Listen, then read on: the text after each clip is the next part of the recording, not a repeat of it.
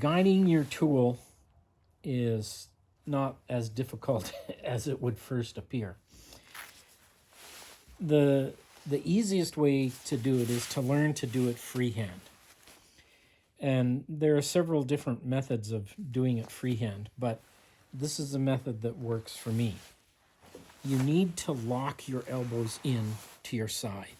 You can't have them flopping around, so lock them into your side. Then you put your tool on the sharpener at the correct angle and put however many fingers fit on top of your dexter hand, gripping the tool.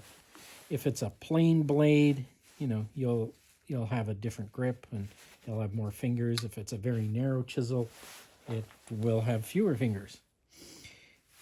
Once you've got that and your angle is roughly correct, then you put your left hand over top at 90 degrees and your thumb into the back. Then you can control your angle by how close your fingers are to the tip. The closer your fingers are to the tip, the steeper the angle. The further away they are, the shallower the angle. That's by maintaining the position of your arms and your wrists against your body. Now, when you move back and forth, you're not going to use your arms. When you move back and forth while sharpening freehand, you don't want to use your arms because that will unhinge everything and you'll get a convex bevel, which is workable but not ideal. So in order to maintain all your right angles and everything, you're going to want to rock forward on your feet and rock back on your feet. You keep your hips and your knees relaxed and you just move back and forth with your feet. You don't lift your feet, you're just rolling your feet forward, rolling them backward. Roll onto your toe, roll onto the heels. Toes, heels. Okay, just a couple more points and we're done. What I mean by locking your elbows in is you just take your elbows and you put them against the side of your body. Keep your arms straight down your side and your elbows tucked into the side of the body. You don't have to put any tension on there. This is all very relaxed. The angle of your forearms will be determined by your work surface and the blade that you're using.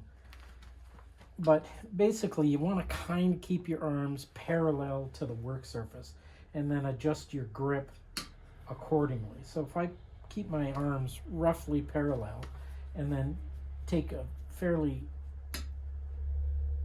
short grip on here, I can feel when I've achieved that flat bevel on the stone. And then I just leave everything in that position.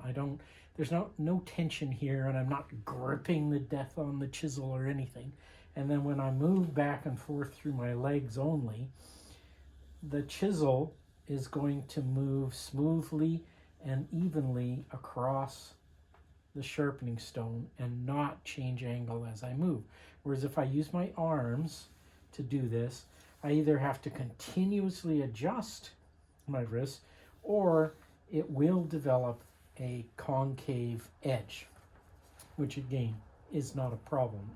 It's just that I prefer a flat bevel. And the same when you're doing the back of the chisel. Wrap your fingers on top, put your other fingers across it, kind of put your thumbs around it, and then you just move back and forth. You don't have to spend a lot of effort pressing down or anything. It's quite a simple process.